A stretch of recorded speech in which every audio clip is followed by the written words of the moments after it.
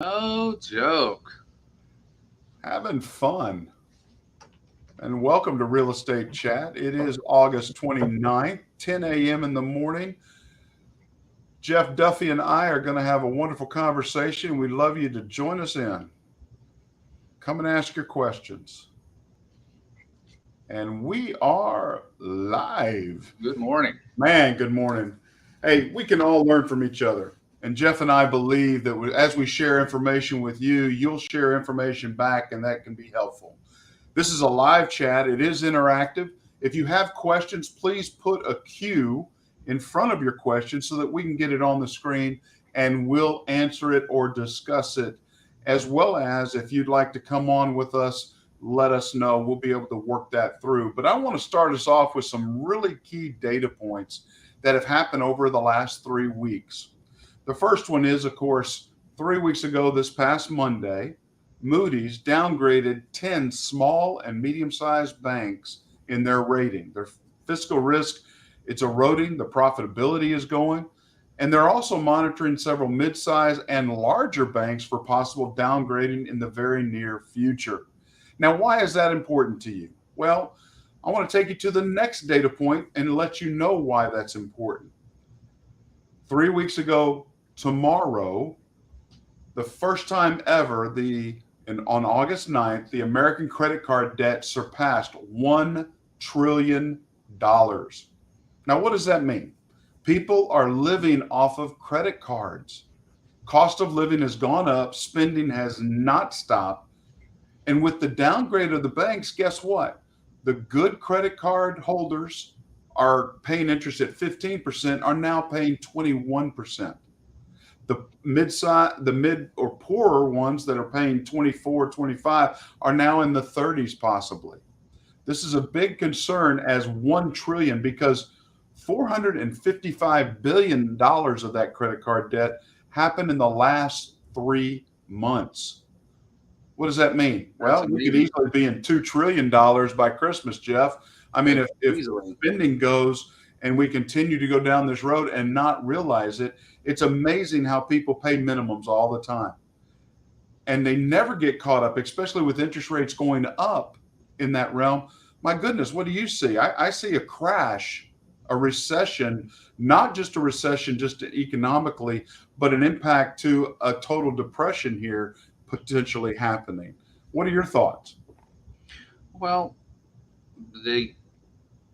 we are just, I'm going to say the proverbial we are tired of everything costing more, but we're making less. Now, Mhm. I don't mean to say that as an excuse. I don't mean to say that as a cop out or a way of bailing out bad decision making. I'm not trying to do that because that's there. But when the cost of living and everything within inflation continues to, when it goes up, but yet our income does not match that rate by any stretch of the imagination. And we've talked about this for a decade almost, but it's really coming to, it's really, the buildup is there as far as it's coming to a head. That's the word I was looking Coming to a head. I agree. and it's just, it's a pinprick. It's just going to set it off. It feels like.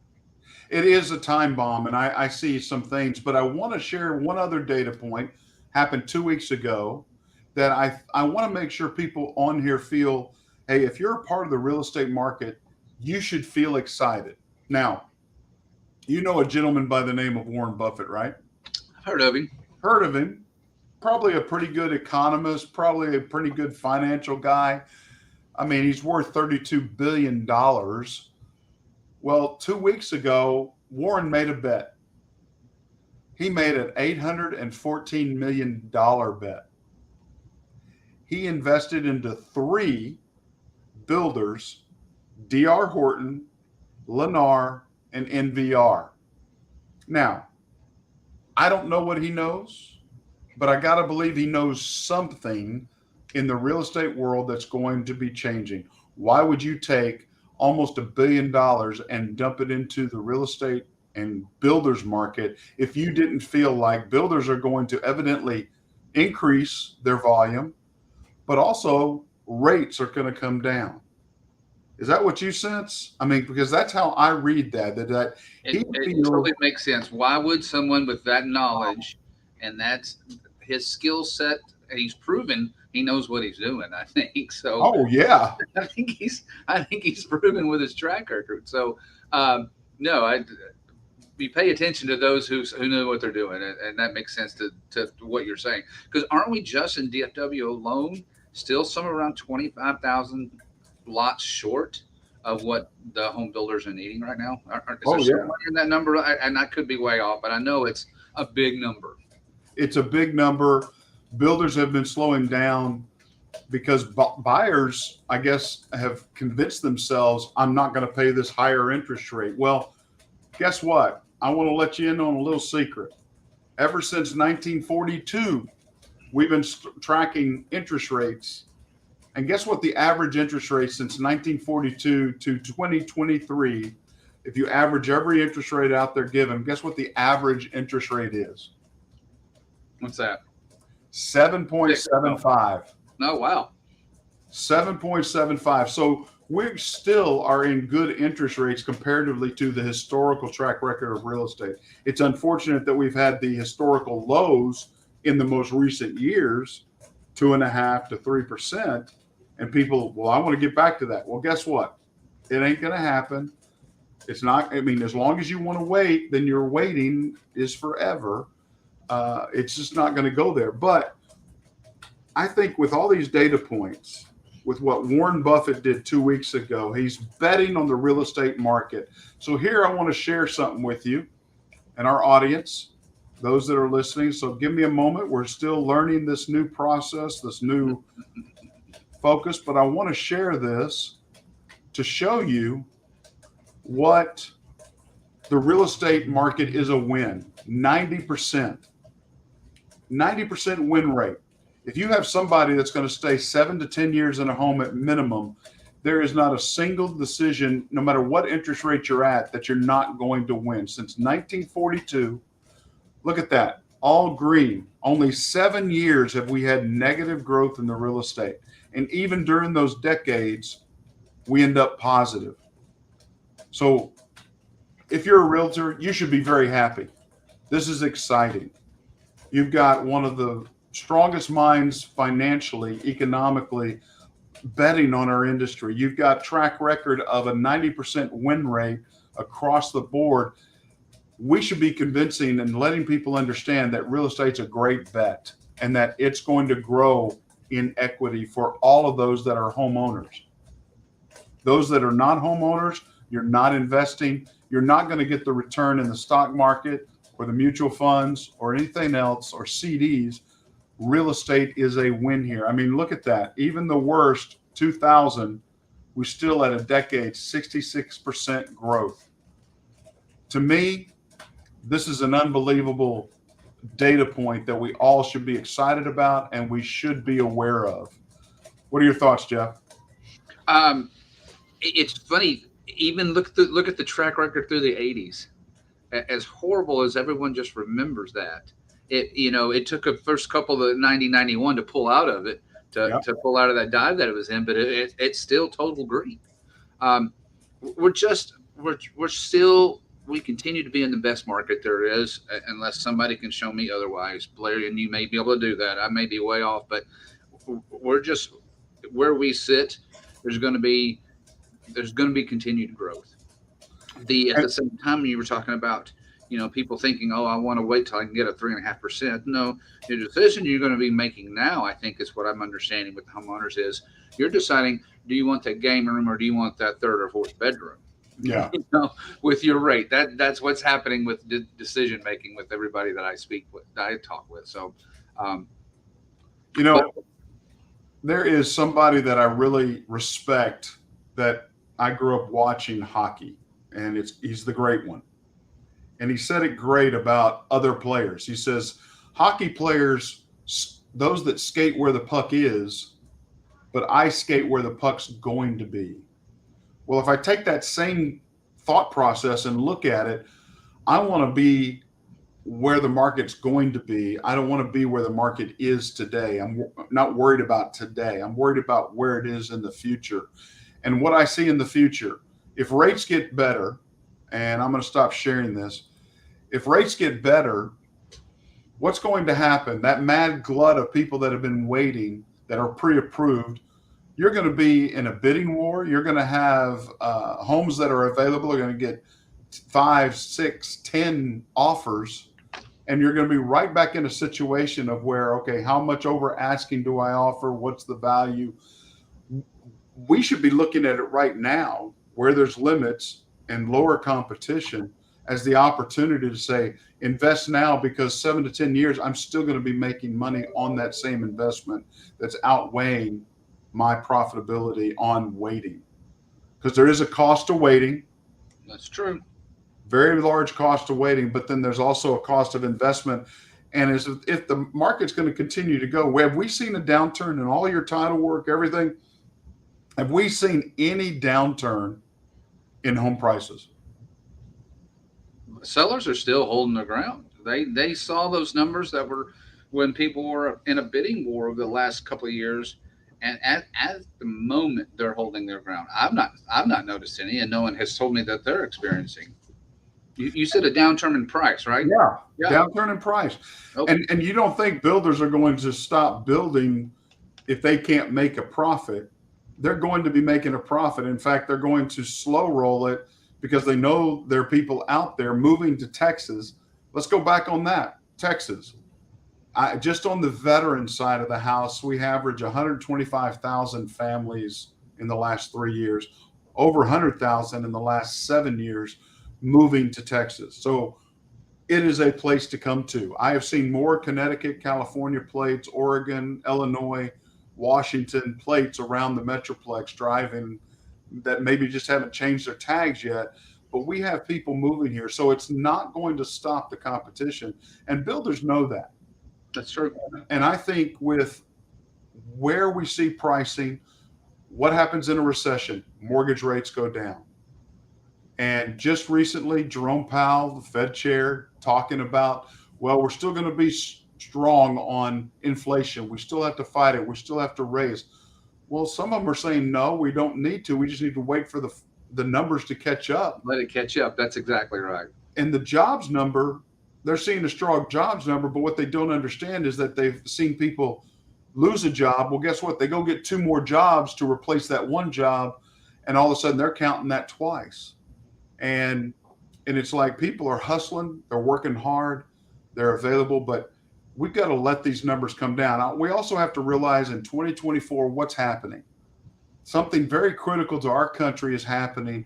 And I just think, this is my own thought process, I don't put this at anyone else's feet, but if you're having a presidential election in 2024 and one side has the benefit, wouldn't it be really nice to be able to say our fiscal policy is working? Because look at mortgage interest rates are coming down. Mm-hmm. So have they been holding them manufactured high so that they can bring them down in late Q4 or early Q1 of 2024 to be able to show, hey, our fiscal policy is working? I mean, that would be quite an awareness. Which is possibly when we're actually going to see the rates tick down a little bit, right? Yep. And they kind of fit right in the same right in the same scale, right in the same guidelines of everything you just said. They're like interesting. They're running neck and neck in what we're hearing, what we're being told. I just hadn't heard anybody parallel it to the presidential election. Oh. But the bottom line of it is that's everything they're talking about. Late Q4, December to early Q1, January. Mm-hmm. And it's just really interesting to me that builders know this. Builders are aware that the value of their homes are going up. Every quarter, every month, they can delay on selling one. That's another $5,000 to $10,000 in their pocket for the same home, same everything. They don't have to change. So right now, if I can be an encouragement to any realtor out there, and again, you can find us at welcomehomeradio.net, on Facebook Live. We're there. Be sure to ask if you have a question, pop it in, put a Q in front of it so that we know it's a question. But the exciting thing is that our market is still growing. Equity growth last year across every county in the state of Texas is 4.8. But right here in North Texas, we're averaging over 6+. Wow. So why am I concerned about a 6.5% interest rate if my home growth is growing? And you know what net worth is, right? You understand what net worth. Net worth is, hey, all my debt, all my possessions valued, and then what's the difference is my net worth. Well, 75% of net worth is made up of real estate. And the majority of people's holdings, net worth value, it's real estate. I want to make sure everybody heard that, Blair. Say that number again. 75% of net worth, whatever your net worth is made up of real estate. It's made up of your homestead, made up of any investment properties. And how much you paid it off or you don't have is an evaluation. So if you live debt-free and you have a home, I bet you 75% of your net worth is made up of your home. I hope it's not. But for the majority of the people in America, that is what their net worth is made up. And if you're not in the real estate market, guess what? You're missing out. You're paying someone else's mortgage because you're renting, whether it's an apartment or a home or a townhome, you're renting that and paying someone else's mortgage. That's why we can say it with confidence. Your net worth, 75% of it's made up of real estate. And if anybody's interested, Blair, and you're very well aware, you have the ability to shoot us a message we can run those numbers for you. If you say, Sure. Hey, here's what my rent is, here's what I'd like my mortgage to be, we can hit those numbers and let you see the percentages and the difference between when you're renting and paying somebody else's mortgage and when you're building your own wealth and when you're creating your own equity in your property. Sure. I also want to share this. It's interesting. We were talking about waiting. We're talking about cost of. Here's another slide that we've created that just kind of gives an estimate of, hey, waiting to buy. What's it cost? If we're waiting 6 months, the amortization and plus the appreciation, you're losing about $13,000 for every 6 months. Wait, did I just lead you straight into that? I didn't know you were going to this slide. You did. That's teamwork right there. Yeah, you did. I had no idea you were headed to this slide. I set that on the tee for you, man. I set that up. But waiting 1 year is $18,000. I mean, waiting 2 years, almost $60,000. You're losing opportunity if you're not pursuing this opportunity of real estate investment, whether it's your primary property or an investment. This is where growth and net worth can be impacted greatly. So I wanted to share this, a cost of waiting. Yes, there is a cost of doing it, down payment or closing cost, all of those things, but those things can be worked through. This is pure loss the longer you wait. So if you're waiting for those interest rates to go down, you're waiting for the next wonderful opportunity, guess what? There's a bunch of people doing the same thing, and you're going to run across competition. You're probably going to have to pay over asking. You might have to do certain things that you may or may not be aware of. I want to be able to help you. Jeff wants to be able to help you understand what that is. And so there is a cost to waiting. I just wanted to kind of share that and give you an idea. So, and good tee up, by the way. Thank you. Thank you. Yes. So what's going on in the title world? I mean, a lot of people don't understand about title insurance. They hear about the title guy. You go to your office to close sometimes. And what I love about Jeff is, you know what? You don't have to go and close on your mortgage at the title office. He'll close you right there in front of your own new house if you want. You just got to let him know.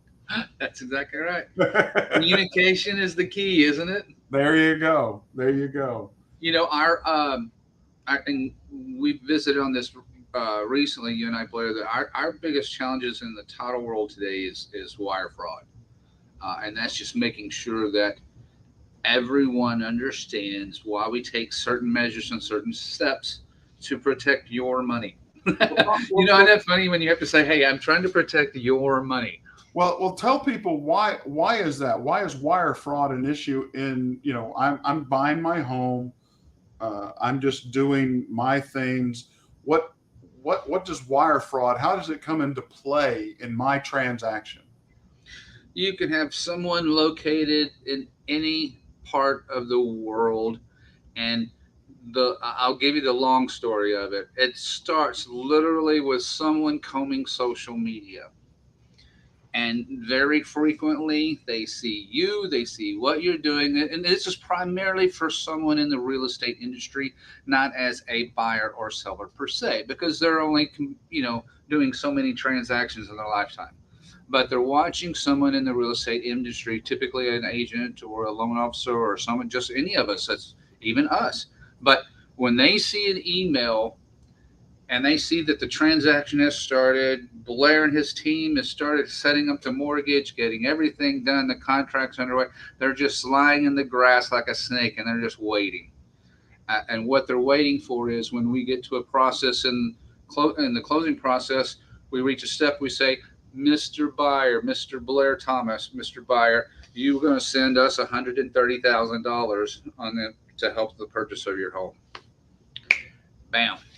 And it happens in two different instances. One, I send you, Mr. Thomas. If I send it through normal email, they grab it, they make changes, very slight changes to that PDF that is wiring instructions, and they tell you, here's our wiring instructions, Mr. Thomas. Or before when you as a seller, now I'm going to jump to the other side. You as a seller, you just made $550,000 on the sale of your property.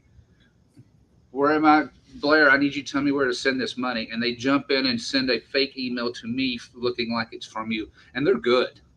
I mean, they look legit. Yeah. So the biggest aspect from the title side in the process right now, don't get annoyed when someone sends you a secure email just because you have to take a couple of extra steps to get that email and that information and keep it secure. Don't be annoyed by that. That's the biggest thing. Yeah, it is. It's a necessary evil. It is because, like you said, you are protecting them. You are protecting what they value, especially if a seller is receiving a large payoff on a debt-free home. Sure would hate to have that wire transfer go somewhere else than where you want it to go. The litigation started, for a perfect example, Blair. This started, so I may have already told you about it. This was a broker receiving the commission on a commercial deal. And those deals can take a year to close. $104,000 lost. That was his commissions. So when you banking, you're thinking you've got everything done, and a title company does not pay attention to what they're doing. $104,000 gone. So wow. That's the reality of what's really taking place. And I want to say somewhere in this last year, there's been over 8 million attempts at wire fraud. As far as those are the ones we caught, not just the ones dealing with you. Those are the ones where somebody went, oh, wait a minute, this doesn't look right. So we realized. So anyway, that's really our biggest challenges right now, as far as moving forward, as far as what we do in the title industry. Otherwise, title insurance is pretty boring in general. Well, I don't think it's boring because, I mean, my goodness, if people, you have cash deals, you have certain things, but you still, when you buying a property, you want to know that nobody else is going to come back and say, wait a minute, you didn't have authorization to buy that. That's exactly right. You guys go back in history. I mean, Geronimo may have owned that property, and his family's going to come back and take it away from you, I guess. I mean, you check it all out, right? It can happen. It can go back to sovereignty from when the first deed was filed. The title company can search and find that info out. Yes. So you do a very large piece of work, but it's unappreciated, I think, in our industry because they don't understand it. I know I did not for a long time. But what the value is that you're buying something that it's going to be yours in paying this person, and you're buying it from the person that actually owns it. How many straw buyers, how many different opportunities out there for fraud in our industry happens when somebody's selling a home that they don't really own. Every day. Now, I know you and I have chatted about this, but I still want to talk about it because I find it amazing. Is title lock really a necessity? I mean, come on. I mean, does title fraud happen that much? Let me put it to you this way, and being nice and not pointing fingers or being derogative. How about that? Okay. I do not know. This is my 30th year in the industry. I do not know one person in the title industry who has title lock. That's the way, that's the way I can say it. I don't want to be mean. I don't want to be negative. I don't want to be. I do not particularly subscribe to those businesses, and I don't know anyone who does. If somebody just feels the need for that comfort and safety and security for that $100 a year, by all means, that's your decision. That's your prerogative. Yeah. I don't understand it. I'm mystified by it, but it's just like credit, your credit lock, or your, what do they call it? I don't know what it's called, but I forgot the name of it, but they monitor your credit. I'm like, I don't want to know after the fact that's happening. I want it stopped before. Right. And guess what? I'm going to tell you a free, simple way to do your credit, okay? And it's free. Experian, TransUnion, and Equifax all give you the ability to go in and lock your credit. No one can pull your credit, not even a new employer, not even a car salesman, not anybody, without you unlocking it. And so if you lock it, guess what? Nothing can happen about your credit. And so it's free, it's simple, but you do have to take those extra steps, but they're really easy. Just don't lose the PIN or the access so you can unlock them later. But just be aware that you can lock your credit just as easily as anyone else. You don't need to pay somebody to monitor it for you. So, hey, there is something. I was in a waiting room and I just didn't get to finish the article. But the magazine was talking about, for decades, jumbo loans have been the preferred loan for lenders. Why? You've got somebody that's making good money. They've got a good interest rate. So lenders, and now stop me at any point in time. I'm going through, I was reading an article, and so they prefer jumbo loans. But the article then said, well, that's not the case anymore, because no one is that secured as far as, tell me, I didn't get to read it all. So I know I'm kind of just coming at you, throwing something at you but they spoke about how now jumbo loan, it said jumbo loans are not preferred, but a normal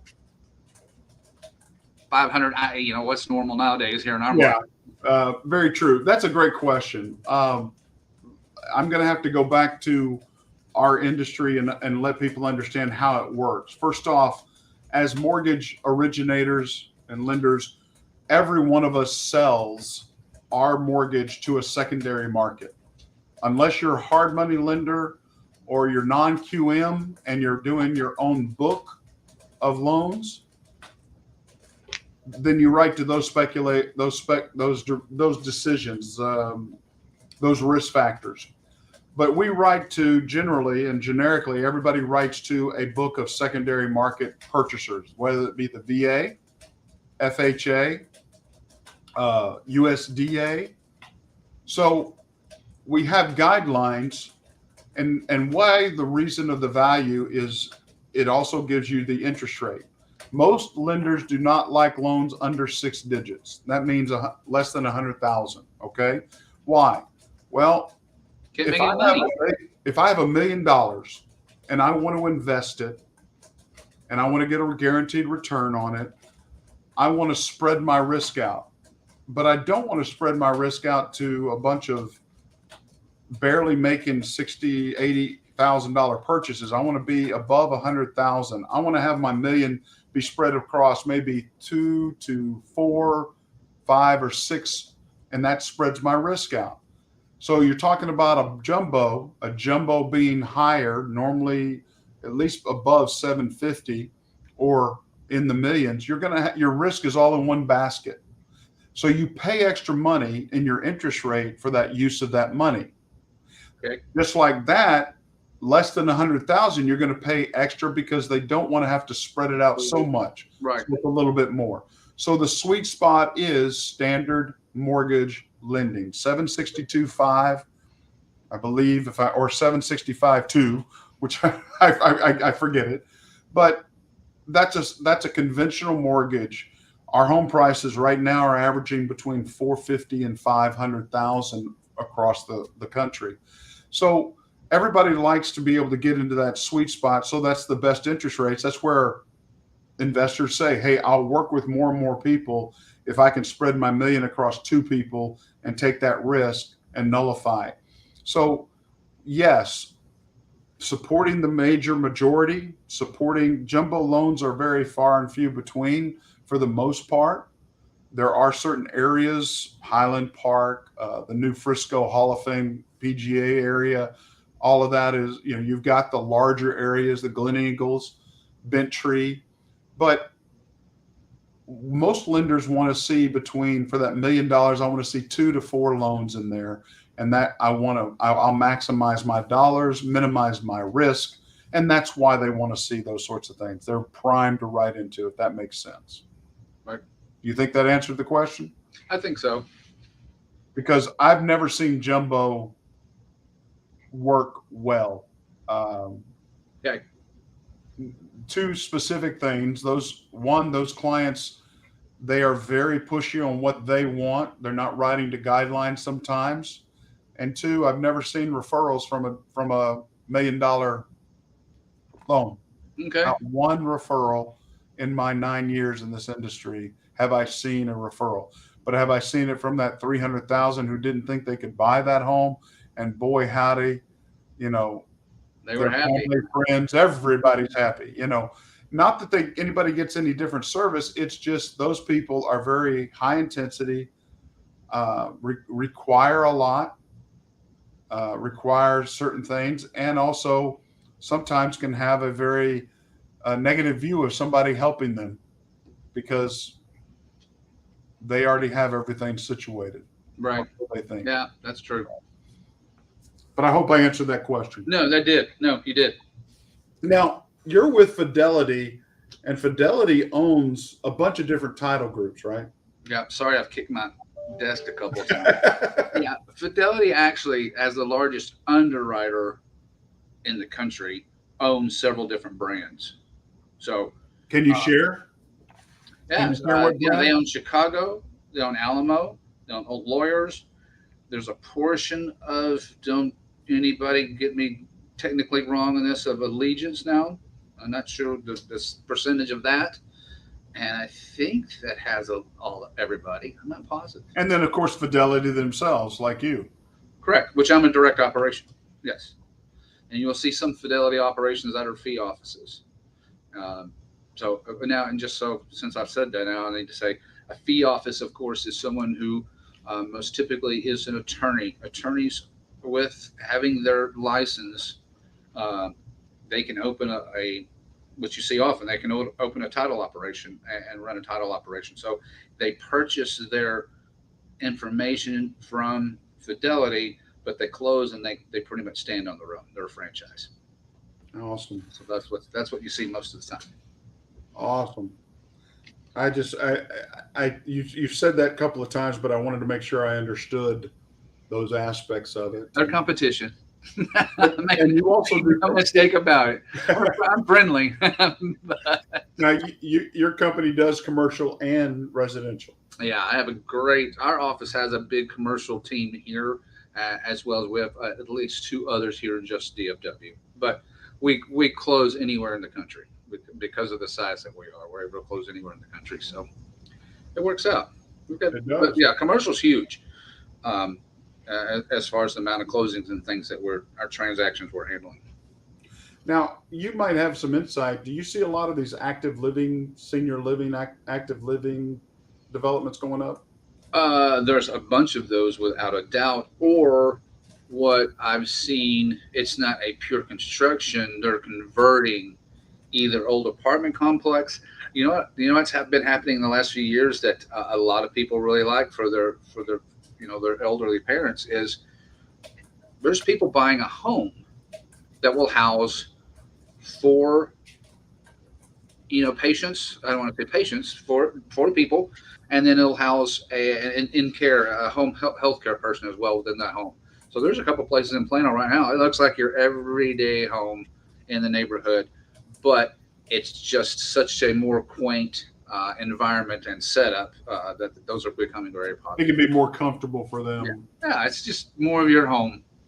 My Feel. home's already that way. My wife is homebodied and she's my caregiver. So she does sit there and go, "Don't you have somewhere to go? Don't you have to leave right now?" But well, I can, I I did. can understand that. Okay, wait a minute now. Come on. Uh, I want to share something also that just happened yesterday. Um, are you familiar with AmeriFirst Financial? Yes. Do you realize they just filed bankruptcy yesterday? No, I had not heard that. Filed bankruptcy protection in Delaware for $100 million Hmm. for, I guess some issues and/or credit going around, plus a claims case against them for 17.9 million. So, It's a pretty good operation, though, in general. I mean, are you seeing a lot of problems or loan officers? I'm getting the sense there's a lot of loan officers leaving the industry recently. Uh, that and I've had another broker tell me seeing the same thing with agents. It's a tougher go right now, and different industries face it at different times, obviously. But ours are going through that because so many people think. And you should probably just shut me off here about this before I go off on a soapbox. No. So many people think that what you do or somebody as far as a real estate agent is easy. Get your license, get a phone number, set your office up, and the deals just come rolling in. They don't. People who do not get, or people get into the business and they don't see it as you are owning a business, you are running a business. You better be ready to get up and get after it. So, getting off my soapbox. That being said, I think that's why a lot of times you see a lot of people.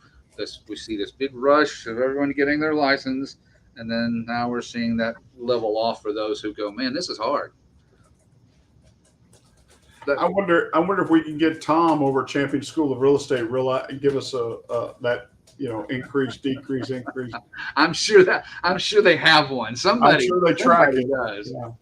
The other thing I wanted to bring up was I saw on yesterday, U.S. single family rent has gone up 3.3% year over year.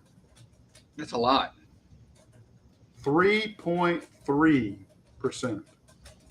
And am I wrong saying that's a lot? That's my first inclination when you said that. Well, I mean, I think it's a lot. I mean, Chicago leads the nation year over year at 6.6. But who wants to live in Chicago? I mean, you can't play golf there. Only 4 or 5 months out of the year. Months out of the year. I mean, my goodness, they don't have their priorities right there. I mean, I just see that rent seems to be going up everywhere, and we know Texas has been successful. We are limited supply, so location. It's just interesting to me. I wonder how much more it will go up. No, we need to think the other way. We need to slow down. Well, I would agree, but when are we going to admit that we're in a recession? It used to be 2 quarters of negative gross domestic product, GDP. We're automatically in a recession. We've had 3 quarters in a row, and we're still not admitting to ourselves. So what? Because they want to act like and make everybody believe they're in control of it. I've never seen numbers being recalculated going back 6 months to give updated information on rates and where we can't forecast very easily because they're changing literally before they change the reports. They've gone back and changed their job reports 6 months ago that impact it now or so forth.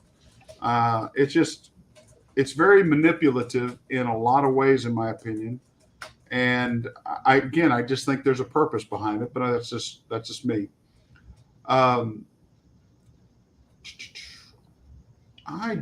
You mean the purpose when you said you mean the purpose behind it? What do you mean the purpose behind it? As far as what people are looking at, as far as considering it, or using the big R word that you just used? that no one wants to talk about. What R word? Recession. Well, I think they're trying to avoid recession. I do think they want to show that they're in control, but I also think there is a long-term purpose here toward the election and delaying so that there's something big to talk about. Right now you're hearing a lot of conversation about, hey, we're going back into a COVID lockdown. I'm right there with you. I remember how much you loved wearing masks, which you barely did, if I recall. Yeah. That was my point I was getting to. I guess I could say, look, guys, if you're wearing a mask and you smell your own fart, then it's not working. I mean, it's just, I never understood.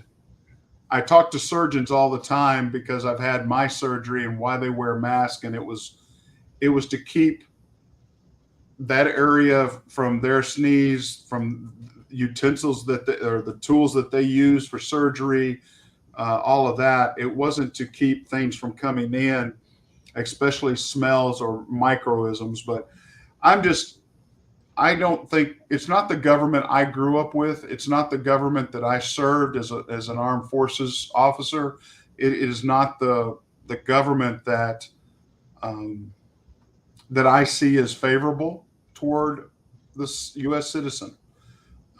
We have open borders. I don't understand that. That's just my pretense. Why is that? The federal government's responsible for that, yet we have never closed the borders in the last 3 years. We have an election coming up, so why wouldn't they want to manipulate something in their favor? Now, I'm not trying to be a conspiracist. I'm just trying to say, over the last 6 months, we've seen nothing where it should be getting better rates. We've been in a recession for a while, but they don't want to admit it, and they don't want to let the rates go low. They've manipulated those rates to stay there.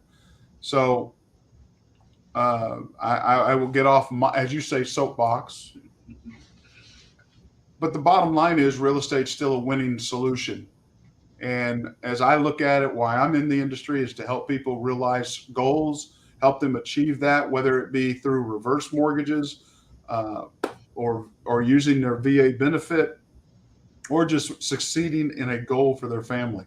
I mean, again, is the American dream dead, or do we still have the American dream being, hey, owning property in America is a part of that? Do you mean that dream? I want to be a social influencer. Is that dream? Oh, no, that one's dead. That one's okay. totally dead. Okay. I mean, it was dying with you saying I wanted to be on the PGA Tour. I mean, it was the same time.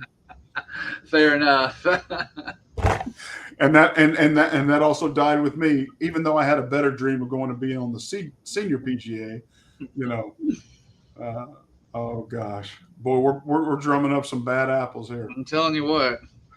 But hey, final thing I'd like to share out there, and a lot of Texans don't know this. I hope you're aware of it, and that's why I bring it up. But August and September is rattlesnake birthing months. And if you're not aware of it, those little ones can be even more dangerous than a full-grown rattlesnake. And they are found a lot of places. So if you're out, even in the suburbs, the country, be careful out there in this heat. They get underneath things. And then the minute you move that bucket, you've got not only mama, but maybe 12 to 18 babies, and they can move very fast. So just be careful out there because, rattlesnake roundup happens in October. So be aware. Knowledge is power. But through September, it's really a critical month. They travel together, they stay together, but they can be found in a lot of unique places in this heat, underneath things. Be careful here in Texas, okay? Well, that was some good advice. Hey, Jeff, I appreciate you. I've enjoyed this. Thank you very much, Blair. This was a lot of fun. Haven't seen any questions come across, but if you can, find us at welcomehomeradio.net. Ask your questions there. We're going to try to do this every 2 weeks. We'll be aware on Facebook. Keep you aware out there. And we just want to thank you, Head Monkey Butt of Lunatic Digital, for making this all happen for us at Thank you, buddy. Real Estate Chat. Thank you so much. Appreciate y'all. Have a great day.